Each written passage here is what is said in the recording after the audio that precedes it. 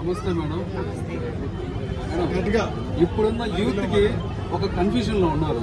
ఏంటంటే డేటింగ్ చేసి పెళ్లి చేసుకోవడం బెటరా, అంటే విదేశాల లాగా, అంటే మన దేశానికి ఒక సంస్కృతి అది అంటున్నారు కదా, కానీ సంస్కృతులు అన్ని పక్కన పెట్టి ప్రజెంట్ ఉన్న సిచ్యువేషన్లో డేటింగ్ చేసి పెళ్లి చేసుకోవడం బెటర్ అంటారా, పెళ్లి చేసుకుని డేటింగ్ చేయడం బెటర్? డేటింగ్ చేసి పెళ్లి చేసుకోవడం నవేడేస్ అంటే ఇప్పుడున్న after 4G kids, 3G kids advance days ని బట్టి డేటింగ్ చేసి పెళ్లి చేసుకోవడమే బెటర్. ఎందుకంటే అమ్మాయిని అబ్బాయి చదువుతాడు, అబ్బాయిని అమ్మాయి చదువుతుంది. ఈ డేటింగ్ లో ఇష్టమైతే కంటిన్యూ అవుతారు, లేకపోతే కట్ అయిపోతారు. అందుకేనా విదేశాలన్నీ డెవలప్ అవుతున్నాయి. మన దేశాన్ని ఇష్టపడుతుంది కదా, ఏ విదేశమైనా కానీ మన దేశ సాంప్రదాయాన్నే కానీ మన దేశ స్త్రీమూర్తులనే కానీ ఇష్టపడుతుంది. అటువంటి దేశ విదేశాలన్నీ మన దేశాన్ని ఇష్టపడుతుందంటే ఈ స్త్రీమూర్తులందరూ ఇప్పుడుంటున్న అమ్మాయిలందరూ ఏం చేస్తున్నారంటే డేటింగ్ చేసి మ్యారేజ్ చేసుకోవడమే. చాలా మంది యూత్ అంటే ఇప్పుడు 90s కిడ్స్ కానీ ఇప్పుడు ప్రెసెంట్ చాలా మందికి పెళ్లిళ్ళు కావట్లేదు. యాక్చువల్లీ 90s కిడ్స్ కి ఎందుకంటే వాళ్ళకి కాస్ట్ ఫీలింగ్, తర్వాత అమ్మాయిలు ప్యాకేజీలు అడుగుతున్నారంట, 2 లక్షలు 3 లక్షలు కావాలి అని అడుగుతున్నారంట. ఇలా అయితే ఎలా? అందుకే నేను అడుగుతున్నా, డేటింగ్ అనేది బెటరా కాదని. దీనివల్ల అడగాల్సి వస్తుంది. కాదండి, లేస్తే ప్రతి ఒక్కరు క్యాస్టే కావాలి, పెళ్లి అంటే చాలు క్యాస్ట్ చూస్తున్నారు, మతం చూస్తున్నారు, అన్ని చూస్తున్నారు. ఎవరు కూడా అబ్బాయి బుద్ధిమంతుడా కాదా అనేది చూడట్లేదు.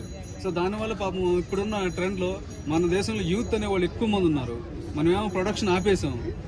ఇప్పుడు ఈ మధ్య ఆంధ్రప్రదేశ్ తెలంగాణ రాష్ట్రాల్లో పిల్లలు సరిగా పుట్టట్లేదు కూడా అంటున్నారు.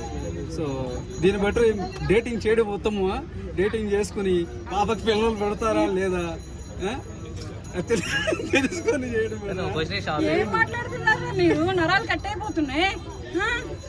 అసలు అలా కాదు, ఇప్పుడు డేటింగ్ చేసి చేసుకోవడమే బెటర్. ఎందుకంటే అబ్బాయిని అమ్మాయి చదువుతుంది, అమ్మాయిని అబ్బాయి చదువుతాడు, ఓకే.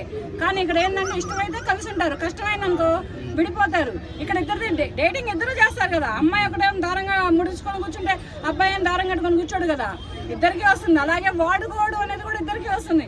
ఇప్పుడు అమ్మాయిలు కూడా ఎవరు తక్కువ లేరయ్యా, అబ్బాయిలు పిచ్చిగా వాడుతున్నారు. మేడం ఇప్పుడు ఏంటి మేడం, డేటింగ్ లో అబ్బాయిలే పెట్టాలా, పైసలు అమ్మాయిలే పెట్టాలా? అది వాళ్ళ చాయిస్. అమ్మాయిల దగ్గర ఉంటే అమ్మాయి ఒక అబ్బాయిని ఇష్టపడింది అనుకో అమ్మాయి పెట్టుకుంటుంది, అబ్బాయి ఒక అమ్మాయిని ఇష్టపడ్డాడు అనుకో అబ్బాయి పెట్టుకుంటాడు.